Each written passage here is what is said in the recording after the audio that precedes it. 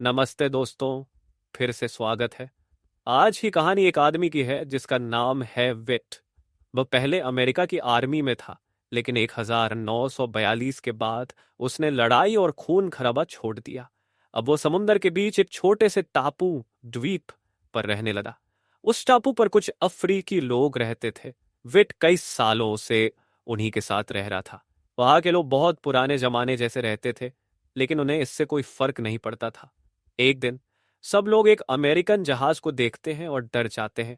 तब विट उन्हें समझाता है कि ये लोग मुझे लेने आए हैं, आप लोग मत डरो। असल में अमेरिकन आर्मी ने विट को ढूंढ लिया था। वे उसे पकड़ कर ले जाते हैं।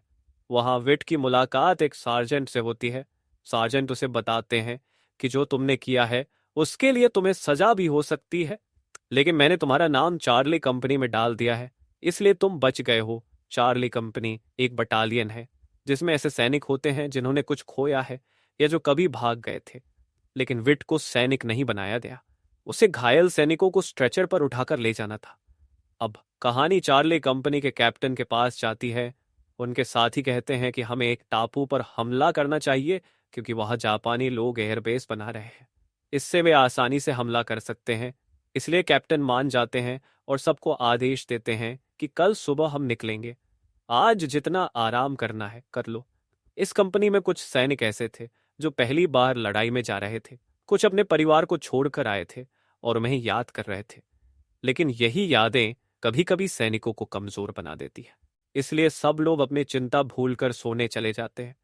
अगली सुबह जब सब उठते हैं तो उन्हें पता चलता है कि उनका बड़ा जहाज किनारे तक नहीं जा सकता। इसलिए सब लोग छोटी नाव में बैठकर टापू के किनारे पहुंचते हैं। कुछ नए सैनिक डर रहे थे, लेकिन सार्जेंट उन्हें समझाते हैं कि डरना नहीं है, बस आगे बढ़ते रहो। जब वे टापू पर पहुंचते हैं तो वहां उन्हें कोई जापानी सैनिक नहीं दिखता। वहां बस कुछ आदिवासी लोग रहते थे जो बहुत सालों से वहीं रहते आ रहे थे।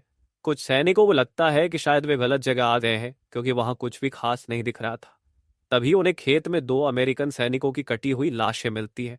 यह देखकर वे समझ समझ जाते हैं कि वे सही जगह पर हैं और यहाँ खतरा है। इसके बाद वे और अच्छे से जांच करने लगते हैं। आगे बढ़ने पर उन्हें अपने पुराने साथी मिलते हैं, लेकिन वे बहुत बुरी तरह घायल थे। अब सबको यकीन हो जाता है कि यहाँ बहुत सारे जापानी सैनिक छुपे हुए हैं, जिनकी वजह से उनके साथी घायल हुए हैं। अब वे तो उन घायल सैनिकों की मदद करता है और उन्हें दवाइयां देता है। दूसरी तरफ जब कैप्टन अपने घायल सैनिकों को देखता है तो वह बहुत गुस्सा हो जाता है। अब वह तय करता है कि चार्ली कंपनी जापानी सैनिकों को ढूंढेगी और अपने मरे हुए साथियों का बदला लेगी। इसके लिए कैप्टन सबको ऊंची पहाड़ियों पर जाने का आदेश देता है, ताकि वे दूर तक देख सकें और जैसे ही कुछ हलचल हो हमला कर सके। उस रात सब लोग पहाड़ियों पर ही रहते हैं। अगली सुबह होते ही चार्ली कंपनी पहाड़ियों पर बम फेंकना शुरू कर देती है, ताकि आगे का रास्ता साफ हो जाए। बम धमाकों के समय जो सैनिक सबसे आगे थे उनके चेहरों पर डर साफ दिख रहा था, क्योंकि चाहे कोई भी कितना बहादुर हो, जंग में सबको डर लगता है। सभी सैनिक अपने पास रखी अपनों की यादों को देखते हैं और फिर आगे बढ़ जाते हैं। लेकिन जब वे आगे जाते हैं तो उन्हें कोई आवाज या हलचल नहीं सुनाई देती। इसलिए वे एक योजना बनाते हैं। सबसे पहले दो सैनिकों को आगे भेजा जाए और बाकी उनके पीछे चलते हैं। जैसे ही वे दो सैनिक आगे बढ़ते हैं, अचानक कहीं से गोलियां चलने लगती हैं और वे दोनों मारे जाते हैं। यह देखकर बाकी सैनिक हैरान रह जाते हैं, क्योंकि वहां कोई दिखाई नहीं दे रहा था। थोड़ी देर रुकने के बाद वे फिर आगे बढ़ते हैं, लेकिन इस बार चारों तरफ से गोलियां और बम गिरने लगते हैं। इसमें कई अमेरिकन सैनिक घायल हो जाते हैं और कुछ मारे भी जाते हैं। सार्जेंट ने कैप्टन से कहा कि हमें पीछे हट जाना चाहिए, क्योंकि हमें पता ही नहीं चल रहा कि गोलियां कहाँ से आ रही है। इसलिए हमें एयरफोर्स के आने का इंतजार करना चाहिए। लेकिन कैप्टन दबाव डालता है कि चाहे कुछ भी हो, हमें आगे बढ़ते रहना है। अब सब लोग फिर से आगे बढ़ते हैं, लेकिन जैसे ही वे आगे बढ़ते हैं कई सैनिक मारे जाते हैं। कई सैनिक मारे जाते हैं। अब हालत ऐसी हो गई थी कि वे खड़े होकर भाग भी नहीं सकते थे। इसलिए सब लोग जमीन पर लेटकर धीरे धीरे रेंगते हुए आगे बढ़ रहे थे। फिर अचानक गोलियां चलना बंद हो जाती है। इसी बीच एक अमेरिकी सैनिक को तीन जापानी सैनिक दिखते हैं। वह गोली चलाकर उनमें से एक को मार देता है। इससे सबको थोड़ी खुशी मिलती है। फिर वे आगे बढ़ते हैं, लेकिन अचानक फिर से हमला हो जाता है और कई सैनिक मारे जाते हैं। अब कमांडर कहता है कि हमें अब आगे नहीं जाना चाहिए, यहीं रुकना चाहिए। लेकिन जहां वे खड़े थे वह जगह भी सुरक्षित नहीं थी, इसलिए सबको अपनी जगह बदलनी पड़ती है। इसी जल्दी में एक सैनिक अपना ग्रेनेड निकालता है, लेकिन गलती से उसका पिन नहीं निकलता और ग्रेनेड उसकी कमर पर ही फट जाता है। इससे उसकी कमर टूट जाती है और वह अपने दोस्तों के सामने मर जाता है। उसकी मौत से सब बहुत दुखी हो जाते हैं, क्योंकि वह सबका अच्छा दोस्त था। लेकिन सबको अपने इमोशन पर काबू रखना पड़ता है और आगे बढ़ना पड़ता है। दूसरी तरफ फायरिंग रुकने का नाम नहीं ले रही थी, लेकिन अब सबको पता चल गया था कि दुश्मन किस पहाड़ी से गोलियां चला रहे हैं, क्योंकि वहां मशीन गन रखी थी। अब सब लोग उस पहाड़ी की तरफ बढ़ने लगते हैं। तभी एक सैनिक सबको रोककर खुद ही आगे जाता है ताकि देख सके कि दुश्मन कहां छुपे हैं। तभी एक गोली उसके कंधे में लग जाती है।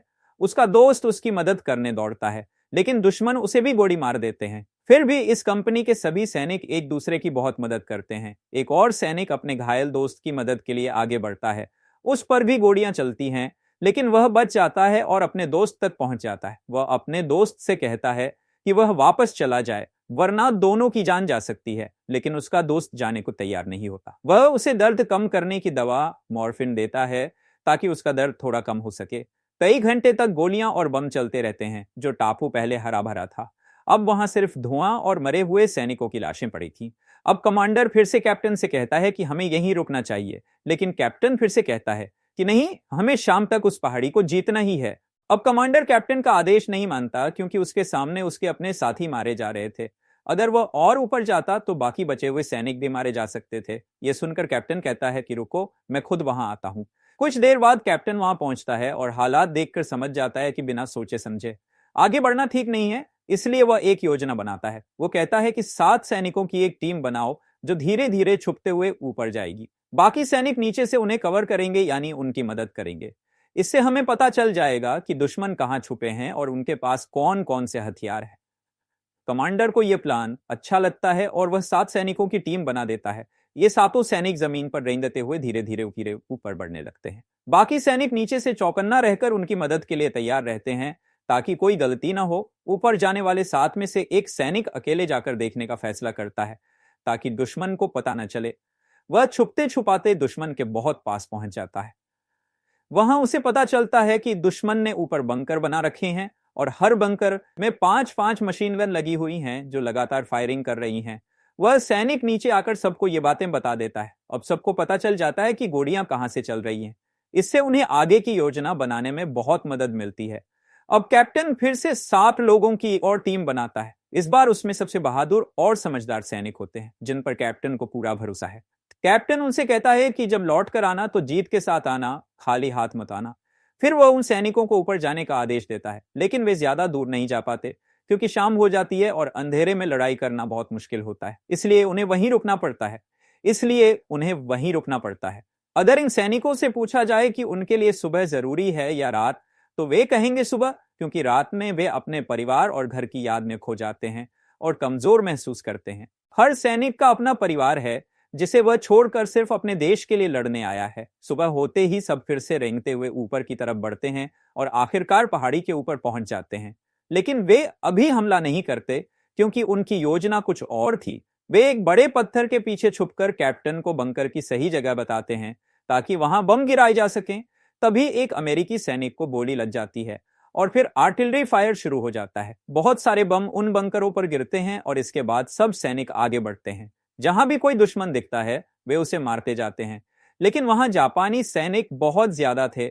एक अमेरिकी को पहले ही गोली लग चुकी थी, फिर भी सबने हार नहीं मानी। सबने मिलकर अपने हथियार और ग्रेनेड का सही इस्तेमाल किया। नीचे से कैप्टन ने देखा कि अब और सैनिकों को भेजने का समय आ गया है, तो उसने और सैनिकों को ऊपर भेजा। सबने मिलकर आखिरकार जापानी सैनिकों को हार मानने पर मजबूर कर दिया। इस तरह से अमेरिकियों ने यह मुश्किल जंग जीती। लेकिन यह कहानी सिर्फ जंग जीतने की नहीं है, बल्कि यह भी है कि दोनों तरफ के सैनिक अपने अपने देश के लिए लड़ रहे थे। हर सैनिक के घर पर उसका परिवार उसका इंतजार कर रहा था।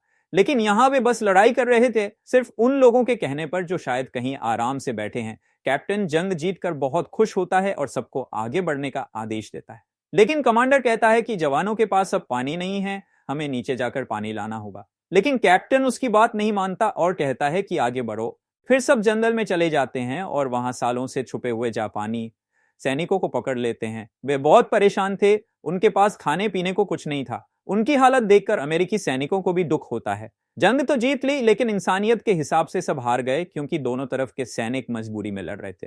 आखिर में कैप्टन कमांडर को उसकी पोस्ट से हटा देता है, क्योंकि वह उसके आदेश नहीं मान रहा था।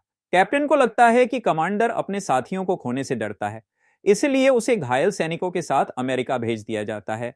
जो सैनिक जंग जीत कर लौटे थे, उन्हें कुछ दिन आराम करने को मिलता है। लेकिन कमांडर के जाने से सब दुखी हो जाते हैं, क्योंकि सब जानते हैं कि अब जो नया अफसर आएगा वह बस जंग जीतने की सोचता रहेगा। लेकिन जो कमांडर गया, उसने सबका दिल जीत लिया था। कमांडर को अपने सैनिकों की बहुत फिक्र थी। कुछ दिन बाद सभी सैनिकों को उनके घर से चिट्ठियां आती हैं। सबके परिवार वालों ने उन्हें प्यार भेजा था, लेकिन एक सैनिक था जिसके लिए यह चिट्ठी बहुत बुरी खबर लेकर आई।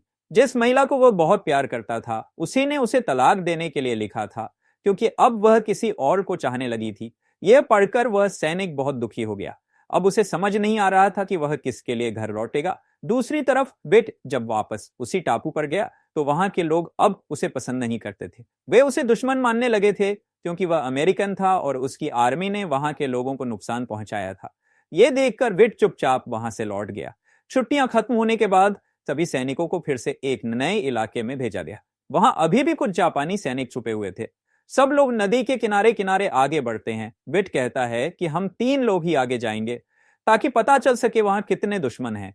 तीनों नदी के रास्ते से आगे बढ़ते हैं। तभी अचानक बहुत सारे जापानी सैनिक आ जाते हैं और गोली चलाने लगते हैं। एक सैनिक को गोली लग जाती है। विट उसे खींचकर किनारे लाता है और फिर दुश्मनों का ध्यान भटकाने के लिए खुद भागने लगता है, ताकि उसके साथी बच जाएं। लेकिन आगे जाकर विट को चारों तरफ से घेर लिया जाता है और उससे कहा जाता है कि वह हार मान ले। लेकिन विट हार नहीं मानता, क्योंकि उसे सिखाया गया था कि जान दे दो, लेकिन कभी सरेंडर मत करो। विट भी यही करता है, वह अपनी जान दे देता है, लेकिन अपनी बंदूक नहीं छोड़ता। उसकी बटालियन के लोग उसे वहीं दफना देते हैं। फिर एक दिन वर्ल्ड वॉर 2 खत्म हो जाता है और जो सैनिक बचे थे वे अपने घर लौट आते हैं। जो मारे गए उन्हें उसी टापू पर दफना दिया गया। कितने लोग मारे गए यह आज तक किसी को नहीं पता। जब चार्ली कंपनी के सैनिक यहां आए थे तो वे बहुत जोश में थे, लेकिन अब जब वे वापस जा रहे हैं तो उन्हें समझ आ गया है कि जंग में किसी का फायदा नहीं होता, बस सबको दुख ही मिलता है। सबके चेहरे उदास हैं, उनके दिल में दर्द है जो वे किसी को बता नहीं सकते। अब आप ही सोचिए, क्या हर समस्या का हल जंग ही है? घर में बैठे लोगों को तो जंग देखना अच्छा लगता है, लेकिन जिनके अपने बॉर्डर पर होते हैं उनके घर में कितना डर और दुख होता है, ये सिर्फ वही जानते हैं। उन्हें नहीं पता कि कब उनके घर तिरंगे में लिपटा शव आ जाएगा। तो दोस्तों, आपको यह कहानी कैसी लगी कमेंट में जरूर बताइए। अगली वीडियो में फिर मिलेंगे। धन्यवाद।